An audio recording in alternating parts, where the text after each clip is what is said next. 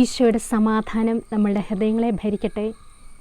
ഇന്ന് നമുക്ക് പാപം എന്താണ്, മൂലപാപത്തെക്കുറിച്ച് നമുക്ക് ധ്യാനിക്കാം.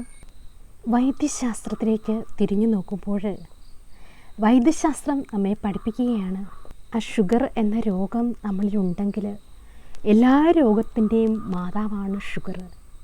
നമ്മൾ മറ്റ് രോഗങ്ങളാണ് നമ്മളിൽ ഉണ്ടെങ്കിൽ ചില ആൻറ്റിബയോട്ടിക്കുകൾ കഴിച്ചാൽ നമ്മൾ അതിൽ നിന്ന് സൗഖ്യം പ്രാപിക്കും. എന്നാൽ ഷുഗർ നമ്മളിൽ വന്നാലോ എല്ലാ ദിവസവും കൺട്രോൾ ചെയ്യാൻ വേണ്ടി നമ്മൾ ഒന്നെങ്കിൽ ടാബ്ലറ്റ് എടുക്കണം, അത് കൂടിപ്പോയെങ്കിൽ ഇൻസുലിൻ നമ്മൾ എടുക്കണം.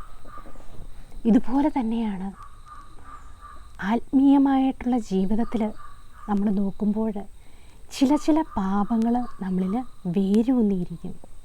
അപ്പം ഇതിനെയാണ് ക്യാപിറ്റൽ സിൻ അഥവാ മൂലപാപങ്ങൾ എന്ന് പറയുന്നത്. മറ്റൊരു തരത്തിൽ പറഞ്ഞാൽ ഡെഡ്ലി സിൻ എന്നും വിശേഷിപ്പിക്കാറുണ്ട്. അതായത് ആ പാപങ്ങൾ നമ്മളിലുണ്ടെങ്കിൽ അവ നമ്മളെ മരണത്തിലേക്ക് നയിക്കും. 6-ാം നൂറ്റാണ്ടിലെ മാർപ്പാപ്പായായ ഗ്രിഗറി ദ ഗ്രേറ്റ് ആണ് ഈ ക്യാപിറ്റൽ സിന്നിനെ മൂലപാപങ്ങളെക്കുറിച്ച് കൂടുതലായിട്ട് ഊന്നി പറയുന്നത്. അപ്പോൾ എന്താണ് മൂലപാപങ്ങൾ എന്ന് നോക്കാം. അവ നമ്മളിൽ ഓരോരുത്തരിലും വേരൂന്നിരിക്കുകയാണ്. നമ്മളിപ്പം പാപത്തിൻ്റെ വേരിനെക്കുറിച്ചും നീതിയുടെ വേരിനെക്കുറിച്ചും നാം കാണുകയുണ്ടായി. ഇവിടെ ഈ മൂലപാപങ്ങൾ നമ്മളിൽ വേരൂന്നിരിക്കുകയാണ്. മൂലപാപങ്ങൾ 7 അവ. ഒന്നാമത്തെ അഹങ്കാരം, രണ്ടാമത്തെ ദ്രവ്യാഗ്രഹം, മൂന്നാമത്തെ മോഹം, നാലാമത്തെ കോപം, അഞ്ചാമത്തെ കൊതി, ആറാമത്തെ അസൂയ, ഏഴാമത്തെ മടി എന്നിങ്ങനെ 7 പാപങ്ങളാണ് നമ്മളിൽ രൂഢമൂഢമായിട്ട് സ്ഥിതി ചെയ്യുന്നത്. ഈ പാപങ്ങളെല്ലാം നമ്മളിൽ ഓരോരുത്തരിലും ഉള്ളതുകൊണ്ടാണ് സഭ ഇതിനെ ക്യാപിറ്റൽ സിൻ അഥവാ മൂലപാപങ്ങൾ എന്ന് വിശേഷിപ്പിക്കുന്നത്. ഈ പാപങ്ങൾ ഒന്നുകിൽ നമ്മളിൽ കൂടുതൽ ഉണ്ടായിരിക്കും, അല്ലെങ്കിൽ വളരെ കുറവായിരിക്കും. അത് ഓരോ വ്യക്തികളിലും പാപത്തിൻ്റെ ഡിഗ്രി വ്യത്യസ്തമാണ്. ഇവിടെ പറയണം, ഒന്നാമത്തെ പാപമാണ് അഹങ്കാരം. ഈ അഹങ്കാരം എന്ന പാപമാണ് എല്ലാ പാപങ്ങളുടെയും അമ്മയായി കരുതപ്പെടുന്നത്. കാരണം ദൈവത്തിൻ്റെ മാലാഖയായ സർവ്വവിജ്ഞാനവും ദൈവിക രഹസ്യങ്ങൾ മുഴുവനും അറിഞ്ഞിരുന്ന ആ മാലാഖയ്ക്ക് ഉണ്ടായ ആദ്യത്തെ പാപമാണ് അഹങ്കാരം. ദൈവത്തേക്കാൾ വലിയവൻ ആകാനുള്ള ആ ആഗ്രഹം ഉള്ളിൽ ജനിച്ചപ്പോഴേ പാപത്തിൻ്റെ തുടക്കം, പാപത്തിൻ്റെ അമ്മ സൃഷ്ടിക്കപ്പെടുകയാണ് ചെയ്തത്. യെശയ്യാ പ്രവാചകൻ്റെ പുസ്തകം 14-ാം അധ്യായം 9 മുതൽ 14 വരെയുള്ള തിരുവചനത്തിൽ ആ ദൈവത്തിൻ്റെ പറുദീസായിൽ ഒരു പാപവുമില്ലാതെ ദൈവവുമായി ഐക്യത്തിലായ, ദൈവവുമായ സ്നേഹത്തിൽ ഒന്നായ സൃഷ്ടപ്രപഞ്ചം മുഴുവൻ ഒന്നായിരിക്കുന്ന സമയത്ത് ആ മാലാഖായുടെ ഉള്ളിൽ ഒരു മോഹമുണ്ടായി. ദൈവത്തേക്കാൾ വലിയവൻ ആകാനുള്ള ആഗ്രഹം. ഇതാണ് പാപത്തിലേക്ക് നയിച്ചത്. ഇതാണ് സകല പാപത്തിൻ്റെയും അമ്മയായി മാറിയത്. ഈ അഹങ്കാരം എന്ന പാപമാണ് നമ്മളെ ഓരോരുത്തരെയും വഴിതെറ്റിക്കുന്നത്. നീ തന്നെത്താൻ പറഞ്ഞു, ഞാൻ സ്വർഗത്തിലേക്ക് കയറും, ഉന്നതത്തിൽ ദൈവത്തിൻ്റെ നക്ഷത്രങ്ങൾക്കുപരി എൻ്റെ സിംഹാസനം ഞാൻ സ്ഥാപിക്കും, ഉത്തരദിക്കിലെ അതിർത്തിയിലെ സമാഗമന പർവ്വതത്തിൻ്റെ മുകളിൽ ഞാനിരിക്കും, ഉന്നതമായ മേഘങ്ങൾക്ക് മീതെ ഞാൻ കയറും, ഞാൻ അത്യുന്നതനെ പോലെയാകും. ഇതെല്ലാം പറയാണ് ഞാൻ ഞാൻ ഞാൻ ഞാൻ എന്ന് 5 തവണ പറഞ്ഞുകൊണ്ട് ആ ദൈവത്തിൻ്റെ മഹത്വം, ദൈവത്തിൻ്റെ സ്ഥാനം കൈക്കലാക്കാൻ ആഗ്രഹിക്കുകയാണ്. ഇത് തന്നെയാണ് ഈ സത്താന് നമ്മുടെ ആദി മാതാപിതാക്കന്മാരുടെ ഹൃദയത്തിലും ഉദിപ്പിച്ച ആ തിന്മ. ഉൽപ്പത്തി പുസ്തകം 3-ാം അധ്യായം 5-ാം തിരുവചനത്തിൽ ഇവിടെ പറയാണ്, അത് തിന്നുന്ന ദിവസം നിങ്ങളുടെ കണ്ണുകൾ തുറക്കുമെന്നും നിങ്ങൾ ദൈവത്തെ പോലെ ആകുമെന്നും ദൈവത്തിനറിയാം. അപ്പം ഇവിടെ ദൈവത്തെ പോലെ ആകാനുള്ള ഒരു ആഗ്രഹം, അഹങ്കാരം എന്ന പാപം മനുഷ്യൻ്റെ ഹൃദയത്തിൽ കൊണ്ട് ഇടുകയാണ് ചെയ്യുന്നത്. ഇതുകൊണ്ട് തന്നെയാണ് ഈശോ ആ എളിമയുടെ ഭാവം സ്വീകരിച്ചുകൊണ്ട് 5 തവണ അവിടെ അഹങ്കാരം വന്നെങ്കിൽ കർത്താവോട് പറയാണ്, ഫിലിപ്പിയർക്കെതിരെ ലേഖനം 2-ാം അധ്യായം 6 മുതൽ 11 വരെയുള്ള തിരുവചനത്തിൽ ദൈവത്തിൻ്റെ രൂപത്തിലായിരുന്നെങ്കിലും അവൻ ദൈവമായുള്ള സമാനത നിലനിർത്തേണ്ട ഒരു കാര്യമായി പരിഗണിച്ചില്ല. തന്നെ ശൂന്യനാക്കി. അപ്പം അവിടെ ദൈവത്തെ പോലെ ആകാൻ ആഗ്രഹിച്ചെങ്കിൽ ഇവിടെ ദൈവവുമായിട്ടുള്ള സമാനത നിലനിർത്തേണ്ട കാര്യമായി പരിഗണിക്കാതെ ദൈവം താഴേക്കിറങ്ങുകയാണ്. എന്നിട്ട് പറയുന്നത് തന്നെ ശൂന്യനാക്കി ദാസൻ്റെ രൂപം സ്വീകരിച്ച് മനുഷ്യരുടെ സാദൃശ്യത്തിൽ ആയിത്തീർന്ന് ആകൃതിയിൽ മനുഷ്യനെ പോലെ കാണപ്പെട്ടു. എന്നിട്ട് പറയണം മരണം വരെ. 4-ാമത് വീണ്ടും താഴെയാണ്. എന്നിട്ട് പറയണേ അതേ കുരിശ് മരണം വരെ. ഒരു വ്യക്തിക്ക് അനുഭവിക്കാവുന്ന ഏറ്റവും അപമാനകരമായ അവസ്ഥകളിലൂടെ ദൈവമായ കർത്താവ് അതെല്ലാം ശരീരത്തിൽ ഏറ്റെടുക്കുകയാണ്. കാരണം മനുഷ്യൻ ചെയ്ത പാപത്തിന്, അഹങ്കാരത്തിന് പരിഹാരം ഉണ്ടാകുവാൻ വേണ്ടി ദൈവം അത്രമാത്രം എളിമപ്പെടുകയാണ്. ഇത് പറയണം ആകയാൽ ദൈവം അവനെ അത്യധികം ഉയർത്തി എല്ലാ നാമങ്ങൾക്കും ഉപരിയായ നാമം നൽകുകയും ചെയ്തു. അപ്പോൾ ഓരോ തവണയും എളിമപ്പെടും തോറും ദൈവം അത്യധികം ഉയർത്തുകയാണ് ചെയ്യുന്നത്. അപ്പം അഹങ്കാരത്തിൻ്റെ മറുമരുന്നാണ് എളിമ.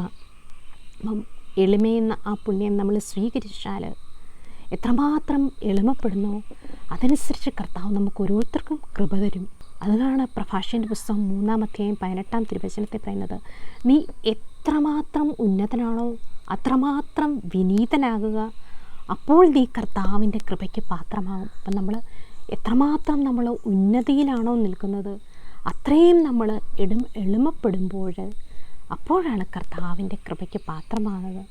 അതാണ് യോഹന്നാന്റെ സുവിശേഷം 3-ാം അധ്യായം 30-ാം തിരുവചനത്തിൽ പറയുന്നത്, അവൻ വളരുകയും ഞാൻ കുറഞ്ഞ് ഇല്ലാതാവുകയും ചെയ്യണം. അപ്പം നമ്മളിൽ ഓരോരുത്തരിലും അടിസ്ഥാനപരമായിട്ട് മൂലപാപങ്ങളിൽ ഒന്നാണ് അഹങ്കാരം എന്നത് എല്ലാ മനുഷ്യ വ്യക്തികളിലും ഉണ്ട്.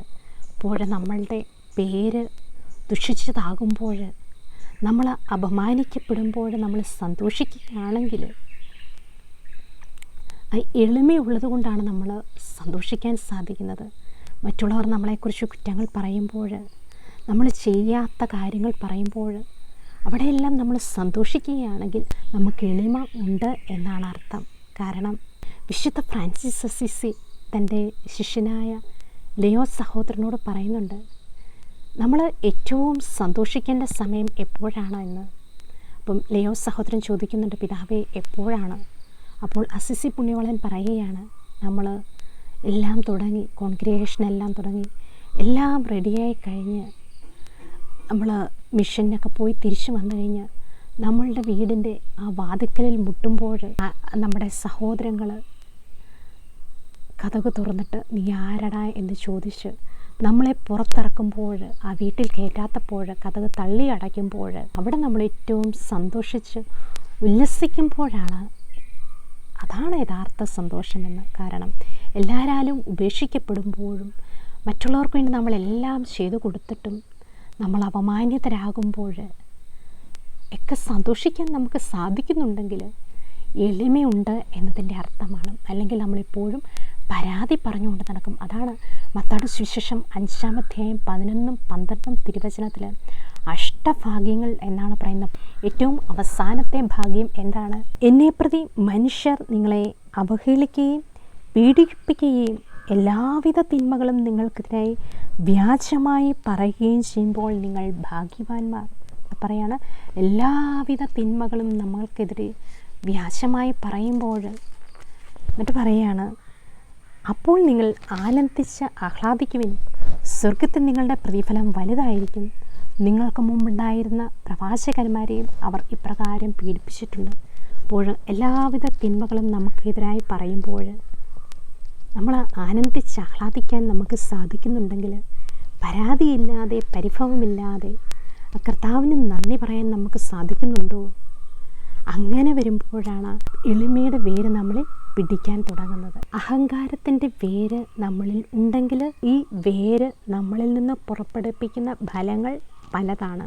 ഒന്നെങ്കിൽ നമ്മളിൽ പിടിവാശി കാണും. കാരണം ഞാൻ എടുക്കുന്ന കാര്യങ്ങൾ നിറവേറിയേ പറ്റൂ എന്നൊരു പിടിവാശി നമ്മളിൽ ഉണ്ടെങ്കിൽ പിന്നെ ഞാൻ വലുതാണെന്നുള്ളൊരു ചിന്ത, മറ്റുള്ളവർ എന്നേക്കാൾ താഴെയാണ്. ചിലപ്പോൾ നമുക്ക് കുറച്ച് പഠിത്തമുണ്ടായിരിക്കാം, സമ്പത്തുണ്ടായിരിക്കാം, കഴിവുകളുണ്ടായിരിക്കാം, സ്ഥാനമാനങ്ങളുണ്ടായിരിക്കാം, നല്ല കുടുംബ മഹിമയുണ്ടായിരിക്കാം. ഈ സമയങ്ങളിലെല്ലാം നമ്മുടെ ചിന്ത ഞാനാണ് വലുത്, എന്നെ എല്ലാവരും അംഗീകരിക്കണം എന്നുള്ള ചിന്തയൊക്കെ നമ്മളിൽ ഉണ്ടെങ്കിൽ ആ അഹങ്കാരത്തിൻ്റെ വേര് നമ്മളിൽ ഉള്ളത് കൊണ്ടാണ് ഈ തിന്മയുടെ ഫലങ്ങൾ നമ്മളിൽ നിന്ന് പുറപ്പെടുവിക്കുന്നത്. വിശുദ്ധ അഗസ്തീനോസ് പറയുന്നുണ്ട്, ഏറ്റവും വലിയ പുണ്യം എന്താണ് എന്ന് ചോദിച്ചാൽ എളിമ. വീണ്ടും രണ്ടാമത്തെ പുണ്യം എന്താണെന്ന് ചോദിച്ചാൽ എളിമ.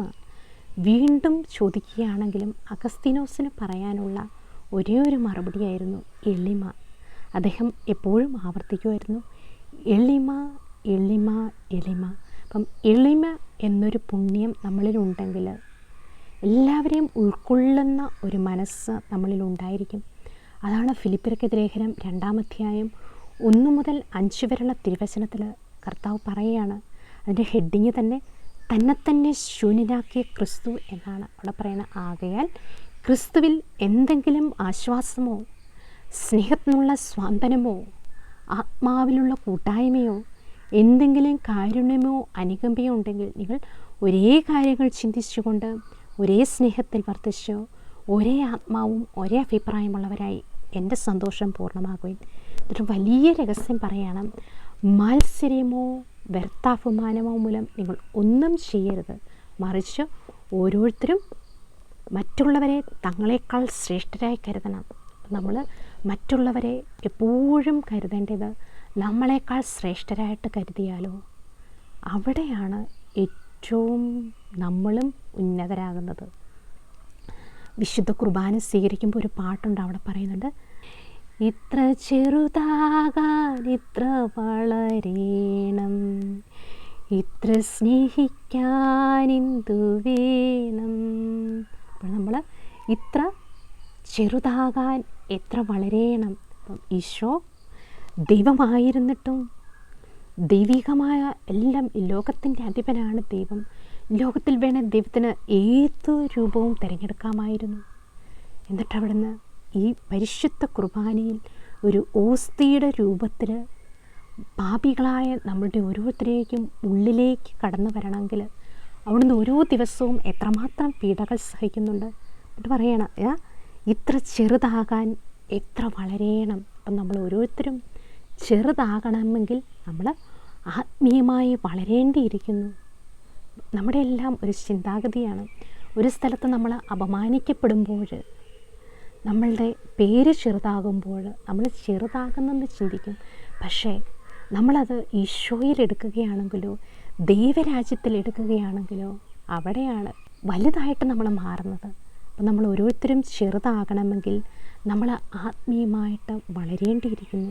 സ്ഥാനമാനങ്ങളോടുള്ള ആസക്തി നമ്മളിലുണ്ടെങ്കിൽ, അധികാരമോഹങ്ങൾ നമ്മളിലുണ്ടെങ്കിൽ, ഞാനാണ് ശരി എന്നുള്ളൊരു ചിന്തയൊക്കെ നമ്മളിലുണ്ടെങ്കിൽ, ഈ അഹങ്കാരം എന്ന മൂലപാപം നമ്മളിൽ ഉള്ളത് കൊണ്ടാണ് ഈ തിന്മകളെല്ലാം നമ്മളിൽ നിന്ന് പുറപ്പെടുന്നത്.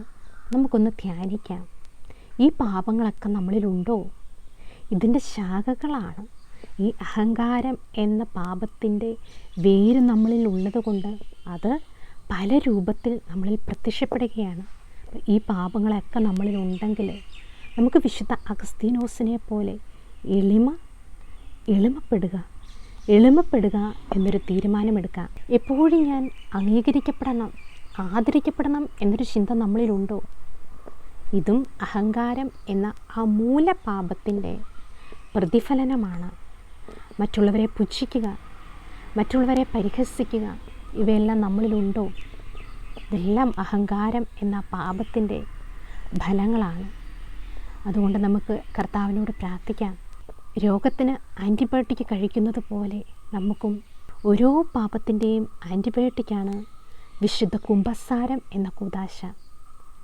വിശുദ്ധ കുർബാനയും നമ്മുടെ ആത്മാവിൻ്റെ മരുന്നാണ്. ഓരോ പാപവും നമ്മൾ ഏറ്റുപറഞ്ഞ് ആ കുമ്പസാരം എന്ന ആൻറ്റിബയോട്ടിക് കഴിച്ചുകൊണ്ട് പാപത്തിനുള്ള മറുമരുന്നായ കുമ്പസാരം എന്ന കൂദാശ സ്വീകരിച്ചുകൊണ്ട് ഈ പാപത്തെ നമുക്ക് വേരോടെ പിഴുതെറിയാം. ആ പറുദീസായിൽ നിന്ന് നമുക്ക് ലഭിച്ച മരണത്തിലേക്ക് നമ്മളെ നയിക്കുന്ന ആ പാപത്തിൻ്റെ മറുമരുന്നാണ് പരിശുദ്ധ കുർബാന. അപ്പം ഓരോ പരിശുദ്ധ കുർബാനയും സ്വീകരിക്കുമ്പോൾ നമ്മൾ ഈശോയുമായിട്ട് ഐക്യപ്പെടുകയാണ് ചെയ്യുന്നത്. ആ പറുദീസായിലുണ്ടായിരുന്ന ആ കമ്മ്യൂണിയൻ, ആ ദൈവിക ഐക്യത്തിൽ നിന്ന് നമ്മളെ നഷ്ടപ്പെടുത്തിക്കൊണ്ട് പോയെങ്കിലും തിരിച്ച് ആ നിത്യമായ ഐക്യത്തിലേക്ക് നമ്മളെ നയിക്കുന്നതും ആനയിക്കുന്നതും സ്വർഗരാജ്യത്തിലുള്ള യാത്രയിൽ നമ്മളെ ശക്തിപ്പെടുത്തുന്നതും സ്വർഗരാജ്യത്തിൽ എത്താൻ വേണ്ടി നമ്മളെ സഹായിക്കുന്നതും പരിശുദ്ധ കുർബാനയും വിശുദ്ധ കുമ്പസാരവുമാണ്. അപ്പോൾ നമ്മുടെ ഈ പാപങ്ങളിൽ നിന്ന് നമുക്ക് മോചനം ലഭിക്കാൻ വേണ്ടി നമുക്ക് പ്രാർത്ഥിക്കാം. ഈ നമുക്ക് ദൈവം സ്വർഗരാജ്യത്തിലുള്ള യാത്രയിൽ തന്നിരിക്കുന്ന ഈ ആത്മീയ പാനീയങ്ങൾ കഴിച്ചുകൊണ്ട് നമ്മുടെ ആത്മാവിനുണ്ടായ എല്ലാ രോഗങ്ങളും പാപങ്ങളും പരിശുദ്ധ കുർബാനയും വിശുദ്ധ കുമ്പസാരവുമാകുന്ന ആ മറുമരുന്ന് സ്വീകരിച്ചുകൊണ്ട് സൗഖ്യം പ്രാപിച്ചുകൊണ്ട് ആ നിത്യജീവനിൽ ദൈവവുമായിട്ട് ഐക്യപ്പെടുവാനും ദൈവത്തെ മുഖാഭിമുഖം കാണുവാനും ദൈവം നമ്മളെ ഓരോരുത്തരെയും അനുഗ്രഹിക്കട്ടെ എന്ന് പ്രാർത്ഥിച്ചുകൊണ്ട് ഈശോ മിശിഹായുടെ വാഗ്ദാനങ്ങൾക്ക് ഞങ്ങൾ യോഗ്യരാകുവാൻ സർവേശ്വരൻ്റെ പരിശുദ്ധത്തെയും മാതാവേ ഞങ്ങൾക്ക് വേണ്ടി പ്രാർത്ഥിക്കണമേ. ആമേൻ.